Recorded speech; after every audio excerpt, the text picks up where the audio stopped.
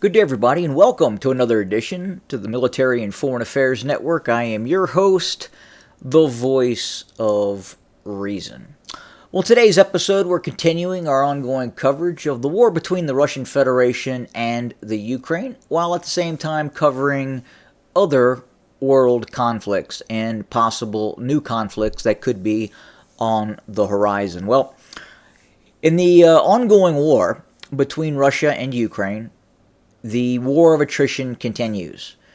Right now, the Russians continue to launch airstrikes, long-range, ballistic, and cruise missile strikes against a variety of targets, both infrastructure and military targets, inside of the Ukraine. At the same time, the United States is providing more and more aid. Another $1.5 billion in aid is now being reported that will be sent to the Ukrainians. I do believe this is going to be a cash sum in this case. Again, the Ukrainian government, the Ukrainian military is completely reliant upon these cash infusions by the United States to pay government salaries, to pay the salaries of military, and pay the salaries of military contractors, aka Western mercenaries. And that will continue. The Russians, right now, it is anticipated, have prepared to fight this war for another 2 years. It is now being reported. So the Russians, as we speak, are preparing for 2 more years of high-intensity attritional warfare. Again, with the focus eventually upon breaking the Ukrainian military, where it doesn't want to fight anymore. And then at some point, it is believed that the Western financial backing, depending on what happens here with the U.S. elections and what happens internally here in the United States. Again, the United States is not in a good situation right now. And I'm living it. I see it. I see the political divide right now that is taking place inside the United States, and it's only getting worse. Now, additionally, the United States is watching what is happening with China. China and Taiwan.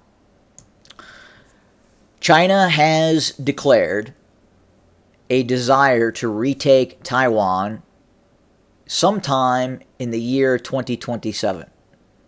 So I can confirm that there are military units in the United States right now that are wearing a 2027 patch, meaning military commanders within certain units, both overseas and in the United States, have authorized U.S. troops to wear the 2027 patch.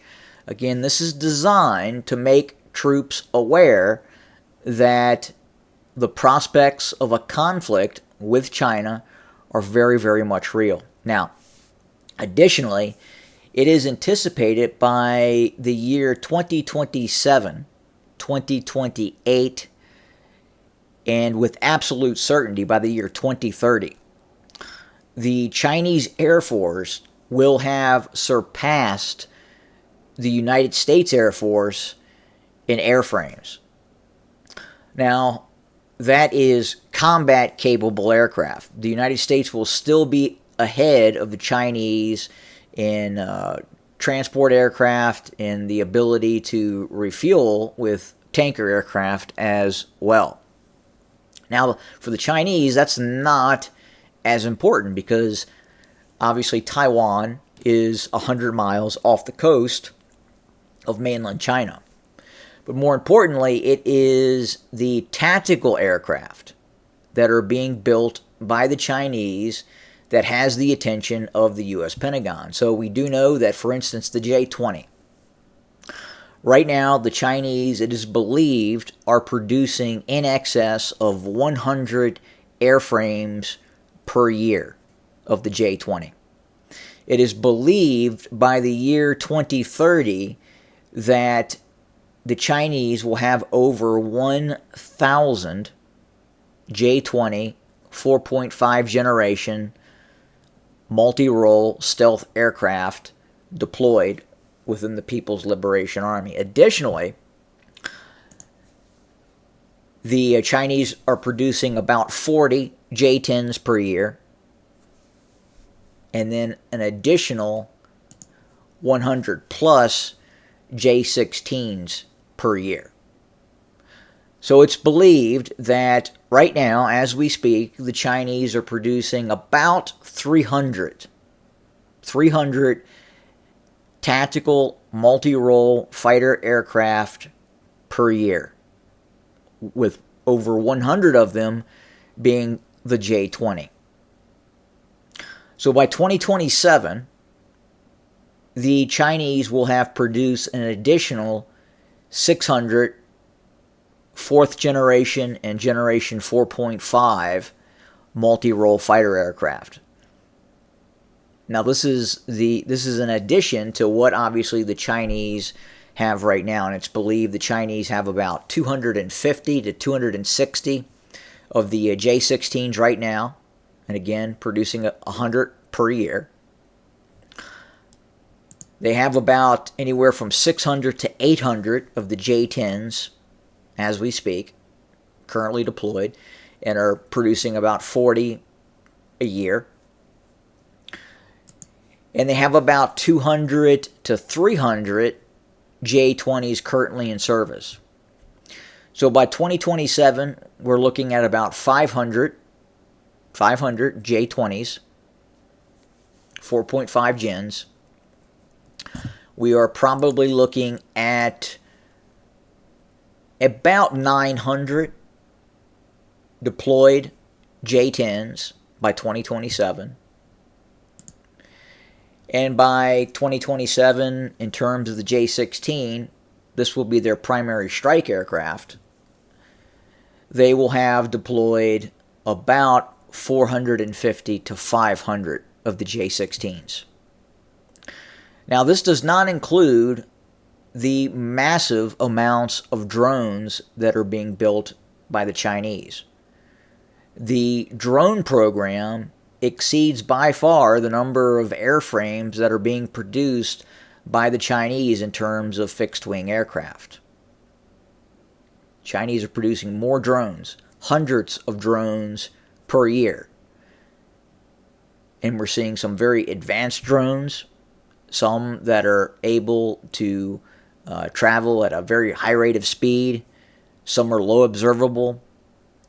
Many are much like the U.S. Reaper drone currently in service. And not only that, the continued development of drone swarms, aircraft that can be launched by strategic bombing aircraft and then attack in mass swarms against an adversary. And that development will obviously continue for some time. So that is a tremendous concern right now for the U.S. Air Force, just in terms of the amount of aircraft. And I just touched on 3 airframes. Obviously, the Chinese are producing other aircraft as well. There are systems that are classified that are being produced by the Chinese. But more importantly, back to those drone systems that are being mass-produced on an unprecedented scale. So we'll have to see what the Chinese military looks like in 2027. Will they meet that goal of having the capability of launching an attack, a successful attack against Taiwan? At this point, I still maintain that by 2027, the Chinese will not have the ability to mount a successful invasion, an amphibious invasion, to seize control of Taiwan. They will have the capability to besiege and blockade Taiwan, but actually taking the island is a completely different story, especially with the assistance of the United States. But again, we'll continue to watch and cover this story. Now, in talking about drones, the ongoing civil war that's taking place in Myanmar, formerly Burma, that country's in civil war. We are seeing both sides.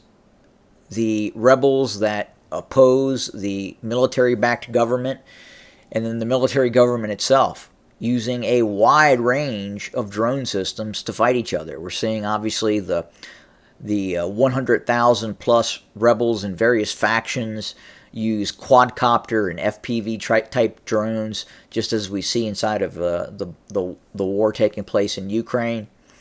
But we're also seeing more advanced drone systems deployed by government forces. And Myanmar has a very robust defense sector. They are able to build their own weapon systems, obviously a lot of small arm weapon systems. They do have the ability to manufacture some armored fighting vehicles. But right now it appears that they are developing a drone capability as well to fight against these rebel forces. And this is an incredibly brutal conflict. I've talked about covering this in the past, and we're going to, again, as I've talked about before, do a more in-depth coverage of this conflict.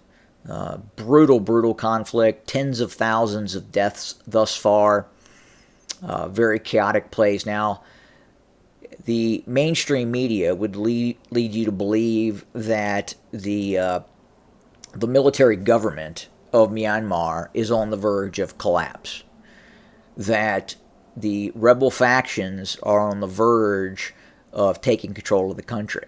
Now, they do control about 30 to 40% of territory in Myanmar.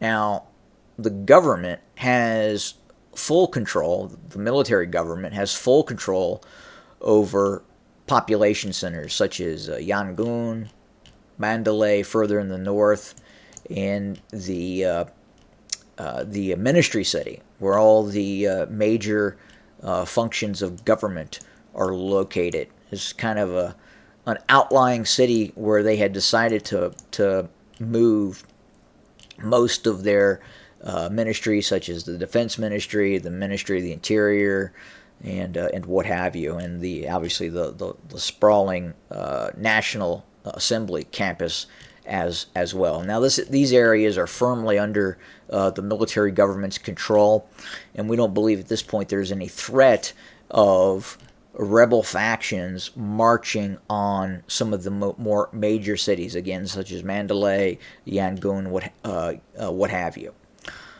Now, we're also watching a refit operation by the Myanmar military government. That's both deploying drones, it's Air Force. They are dropping quite a few bombs on targets and are continuing to upgrade their ability to launch precision strike capability against rebel forces. But again, we're going to have more as we watch this ongoing conflict. At the same time, we're continuing to watch the war taking place in the former state of Ethiopia. Obviously, fighting is taking place in Oromia, fighting is taking place in the Amhara region, and other places. The Abiy Ahmed government continues to set up concentration camps for the various ethnic groups that it is placing in these variety of concentration camps, and Abiy Ahmed is showing no sign of departing from power. So we'll continue to cover these ongoing conflicts. We will make regular reports. Again, I'm very interested in what's happening in Myanmar and want to expand that coverage, so look for that to occur in the very, very near future. At the same time, we're going to continue to cover the ongoing war taking place between Russia and Ukraine and the prospects of civil conflict and civil war here in the United States are continuing to grow day by day. More to come. As always, have a good day.